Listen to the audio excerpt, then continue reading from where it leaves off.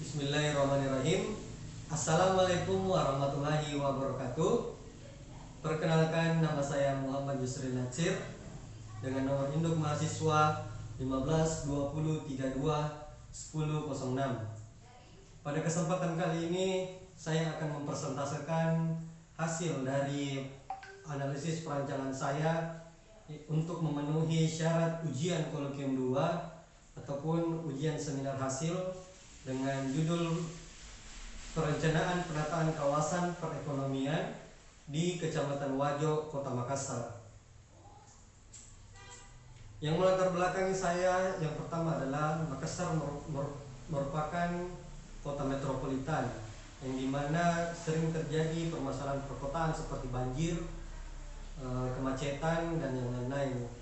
Selanjutnya yang melatar belakangi saya adalah Rencana Tata Ruang Wilayah Kota Makassar Pasal 80 tentang kawasan perekonomian berletak di sebagian wilayahnya di Kecamatan Wajo, Kota Makassar. Selanjutnya yaitu Undang-Undang Nomor 39 Tahun 2009 tentang standarisasi kawasan perekonomian. Selanjutnya kawasan yang akan mendorong perekonomian Kota Makassar. Identifikasi masalah. Makassar sebagai kota metropolitan tidak terlepas dari masalah-masalah perkotaan seperti masalah banjir, transportasi, sosial, pengangguran, ekonomi, pendidikan, lingkungan, dan sebagainya. Permasalahan yang terjadi di lapangan adalah mengenai lebar jalan yang tidak maksimal dengan jumlah kepadatan kendaraan yang masuk pada kawasan ini. Selanjutnya, permasalahannya adalah angkutan umum yang berhenti bukan pada tempatnya pun menjadi faktor perkembangan masalah yang terjadi di lapangan dengan berdampak pada kemacetan. Selanjutnya adalah pembunuhan fasilitas pejalan kaki pun belum ada karena banyaknya kendaraan yang sering menggunakan bahu jalan sebagai tempat parkir. Rumusan masalah. Yang pertama, bagaimana menciptakan desain kawasan pusat perekonomian Kecamatan Wajo, Kota Makassar yang aman, nyaman, dan sehat. Kedua, bagaimana menerapkan konsep arsitektur humanis pada perencanaan penataan kawasan perekonomian. Tinjauan umum. Yang pertama, tinjauan objek. Tinjauan objek dalam hal ini terdapat pengertian dan pemahaman mengenai kawasan, pengertian perkotaan, dan pengertian perekonomian. Yang kedua, tinjauan arsitektural yang dalam hal ini mencakup dalam kriteria kawasan ekonomi, tipe-tipe kawasan ekonomi, manfaat kawasan ekonomi.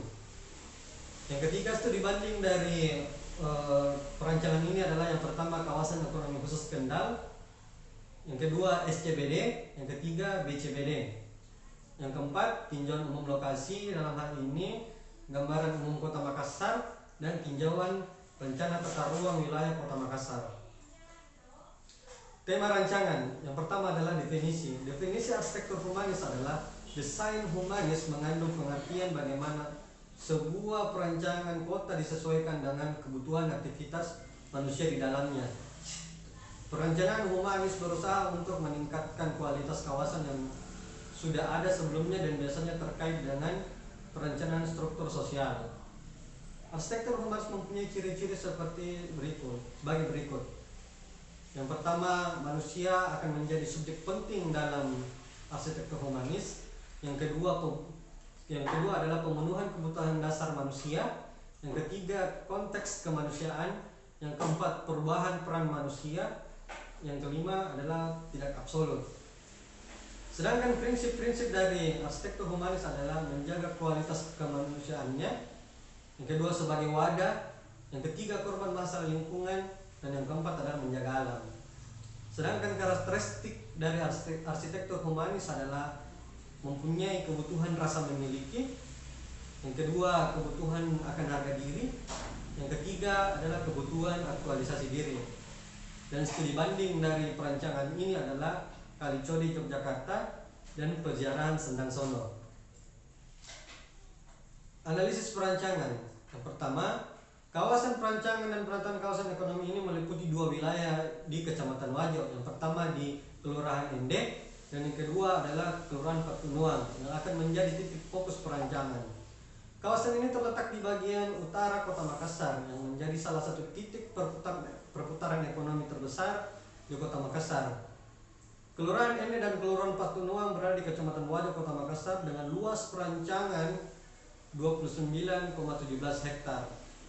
Dari lokasi perancangan ini berbatasan langsung, di sebelah utaranya adalah Jalan Diponegoro, sebelah selatan Jalan Jenderal Muhammad Yusuf dan Jalan Ahmad Yani, sebelah timur Jalan Laya, sebelah barat Jalan Dr.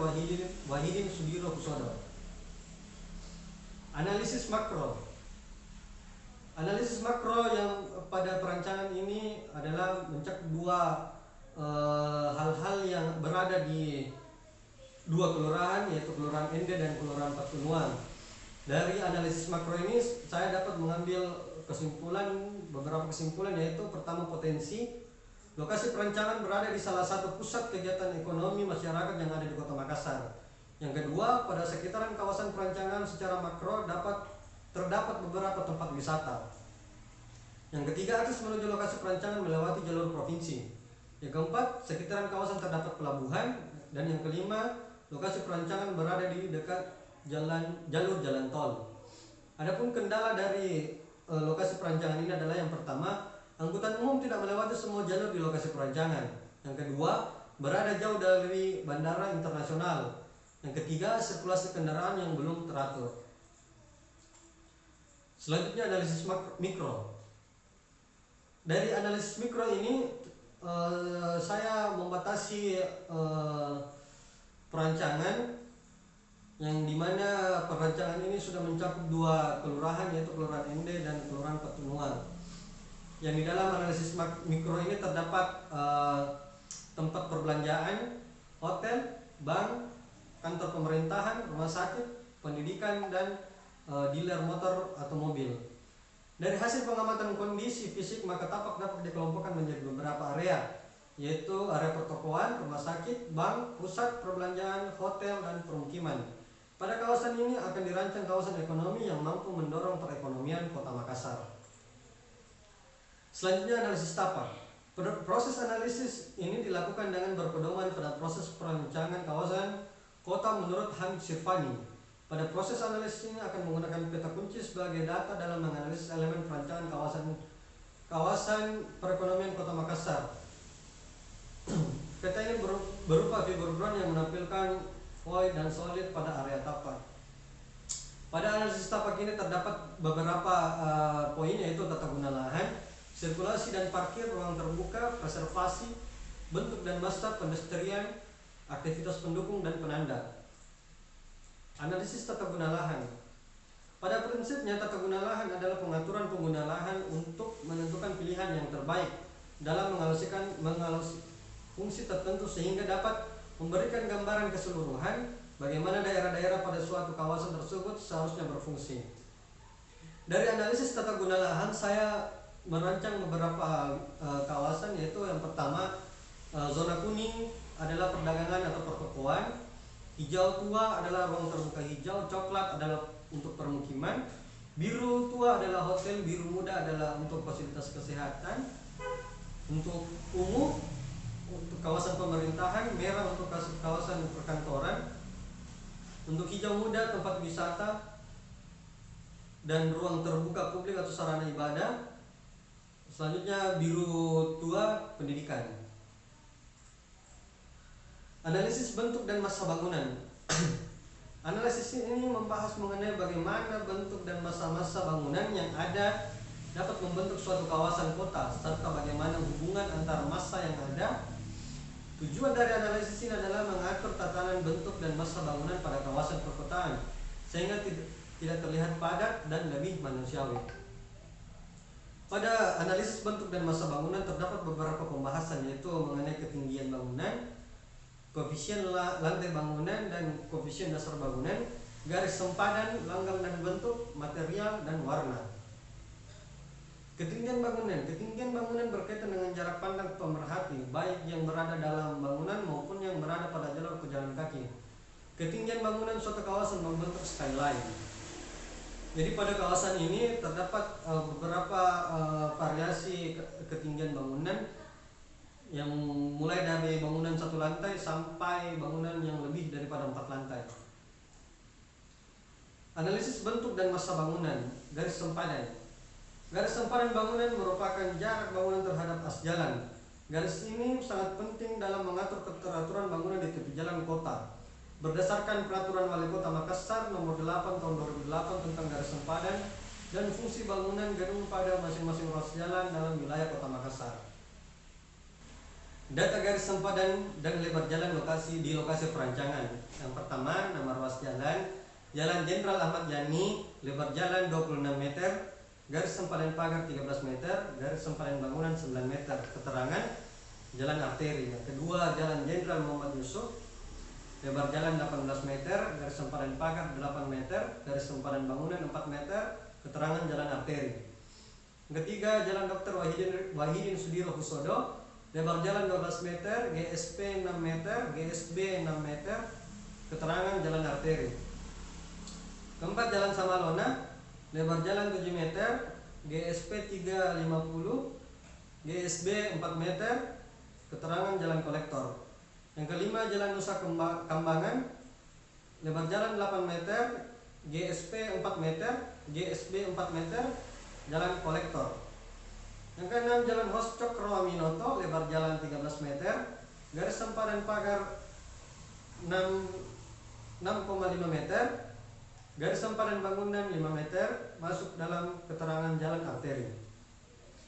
Jalan Timur, lebar jalan 8,50 meter, garis sempadan pagar 425 meter, garis sempadan bangunan 3 meter. Keterangan: jalan kolektor. Jalan Kiai Haji Wahid Hashim, lebar jalan 12,50 meter, GSP 6,25, GSB 6 meter. Dia masuk dalam kategori jalan arteri. Jalan Kiai Haji Abdus Salim, lebar jalan 8 meter, GSP 4 meter, GSB 4 meter. Keterangan: jalan kolektor. Jalan Satanga, lebar jalan 650, GSP 325, GSB 5 meter. Keterangan: jalan lingkungan. 11, Jalan Pangeran Diponegoro, lebar jalan 10 meter, GSB 5 meter, GSB 4 meter, jalan kolektor. 12, Jalan Kiai Haji Ramli, lebar jalan 10 meter, GSP 5 meter, GSB 5 meter. Keterangan: jalan kolektor. Jalan Raya 3, lebar jalan 620, GSP 310, GSB 4 meter, jalan lingkungan. 14, Jalan Kapuposang, lebar jalan 620, GSP 310, GSB 4 meter. Keterangan: jalan lingkungan. 15, Jalan Akademis, lebar jalan 6 meter, GSP 3 meter, GSB 4 meter. Keterangan: jalan lingkungan. Analisis bentuk dan massa bangunan, langgam dan bentuk. Pada perancangan ini akan menggunakan langgam arsitektur modern dengan mengadopsi unsur tradisional modern tropis yang lebih humanis, seperti bentuk atap yang dapat diharapkan dapat menggambarkan budaya Makassar pada bentuk bangunan dalam perancangan ini. Selain dari bentuk atap, yang akan diadopsi adalah bentuk dena bangunan yang segi empat dan simetris mempunyai makna tersendiri oleh masyarakat Makassar. Selanjutnya, KLB dan KDB. Fungsi permukiman: KDB sebesar 32.800 meter pangkat 2, KLB 41.000 meter pangkat 2. Fungsi perdagangan: KDB 13.840 meter bujur sangkar, KLB 182.600 meter bujur sangkar. Fungsi perkantoran: KDB 4.500 meter bujur sangkar, KLB 11.250 meter bujur sangkar. Fungsi pendidikan: KDB 4.500 meter bujur sangkar, KLB 3.750 meter bujur sangkar. Fungsi kesehatan: KDB sebesar 16.200 meter bujur sangkar, KLB 13.500 meter bujur sangkar. Fungsi wisata: KDB sama dengan 4.260 meter bujur sangkar, KLB 12.425 meter bujur sangkar. Fungsi peribadatan atau ruang terbuka publik: KDB 5.760 meter bujur sangkar, KLB 9.600 meter bujur sangkar. Fungsi pemerintahan: KDB 7.860 meter bujur sangkar, KLB 19.650 meter bujur sangkar. Fungsi perhotelan: KDB 1.620 meter bujur sangkar, KLB 30.000 meter bujur sangkar. Analisis bentuk dan masa bangunan. Yang pertama adalah material. Peran material berkenaan dengan komposisi visual. Dalam perancangan komposisi yang dimaksud diwujudkan oleh hubungan antar elemen visual. Penggunaan material eksterior yang seragam diharapkan dapat menjadi penanda teritorial kawasan wisata, kawasan perekonomian Kota Makassar. Yang akan dirancangkan, material eksterior dapat memberikan batas teritori sehingga orang tidak disorientasi saat bergerak dari suatu fungsi ke fungsi yang lainnya. Pada material ini menggunakan wall cladding, konblok, batu alam, dan exterior gloss. Warna. Dengan adanya warna, kepadatan warna dan kejernihan warna dapat memperluas kemungkinan ragam komposisi yang dihasilkan. Warna memiliki keterkaitan dengan material sebagai bagian dari bentuk suatu kawasan. Kombinasi material dengan warna tertentu dapat memberikan visual connection sehingga menimbulkan image kawasan pada pengunjung. Analisis sirkulasi dan parkir. Sirkulasi adalah elemen perancangan kota yang secara langsung dapat membentuk dan mengkontrol pola kegiatan kawasan kota. Sebagaimana halnya dengan keberadaan sistem transportasi dari jalan publik, pedestrian ways, dan tempat-tempat transit yang saling berhubungan akan membentuk pergerakan suatu kegiatan. Yang pertama, sirkulasi manusia merupakan pergerakan yang dilakukan manusia sebagai pengguna dan pemakai utama objek. Yang kedua, sirkulasi kendaraan. Sirkulasi dirancang untuk masing-masing jenis kendaraan, pengunjung dan barang mempunyai jalur kendaraan serta daerah parkir tersendiri. Analisis pedestrian. Jalur pedestrian yang baik harus dapat menampung setiap kegiatan pejalan kaki dengan lancar dan aman. Dalam penciptaan area pedestrian, hal yang perlu diperhatikan adalah bahwa area tersebut harus memberi kesempatan bagi pedestrian untuk mengembangkan rasa sosialisasi, rekreasi, dan kebebasan. Analisis ruang terbuka. Ruang terbuka adalah bentuk dasar dari bangunan dan dapat digunakan oleh publik atau semua orang serta dapat memberi kesempatan untuk bermacam-macam kegiatan. Penataan ruang terbuka dan pola tata hijau bertujuan untuk meningkatkan kualitas kehidupan kota dengan menyediakan lingkungan yang aman, sehat, dan menarik serta berwawasan ekologis. Analisis aktivitas pendukung. Fungsi aktivitas pendukung ini adalah sebagai penghubung dua atau lebih pusat-pusat kegiatan umum dan menggerakkan fungsi kegiatan utama kawasan. Adapun kriteria perancangan aktivitas pendukung menurut Danisworo adalah sebagai berikut. Yang pertama adalah adanya keragaman dan intensitas kegiatan yang dihadirkan dalam ruang tersebut. Yang kedua, adanya koordinasi antar kegiatan dengan lingkungan yang dirancang. Yang ketiga, adanya bentuk dan lokasi dan terukur dari ruang atau fasilitas yang menampung dari beritik tolak dari skala manusia. Selanjutnya adalah adanya tempat duduk yang memenuhi persyaratan desain. Analisis preservasi. Preservasi dalam perancangan kawasan kota adalah perlindungan terhadap lingkungan tempat tinggal, permukiman, dan urban place, plaza, dan area perbelanjaan yang ada pada kawasan mempunyai ciri khas seperti halnya perlindungan terhadap bangunan sejarah. Manfaat dari preservasi pada area tersebut adalah sebagai berikut. Pertama, peningkatan nilai lahan. Yang kedua, peningkatan nilai lingkungan. Yang ketiga, menghindarkan dan pengalihan bentuk dari fungsi karena aspek komersial. Dan yang terakhir adalah peningkatan pendapatan dari pajak dan retribusi. Analisis penanda. Dalam kehidupan kota saat ini atau advertensi mengisi ruang visual kota melalui papan iklan, spanduk, baliho, dan sebagainya. Hal ini sangat mempengaruhi visualisasi kota baik secara makro maupun mikro.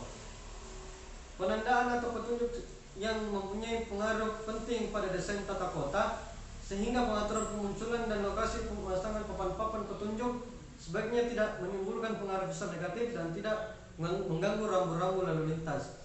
Adapun beberapa poin yang masuk dalam analisis penanda yaitu adalah penanda sebagai identitas, yang kedua penanda sebagai petunjuk sirkulasi, dan yang ketiga penanda sebagai publikasi komersial. Demikian hal yang bisa saya sampaikan dari analisis perancangan saya untuk memenuhi syarat ujian kolokium 2 ataupun ujian seminar hasil. Kurang dan lebihnya saya minta maaf. Wabillahi taufiq wal hidayah. Assalamualaikum warahmatullahi wabarakatuh.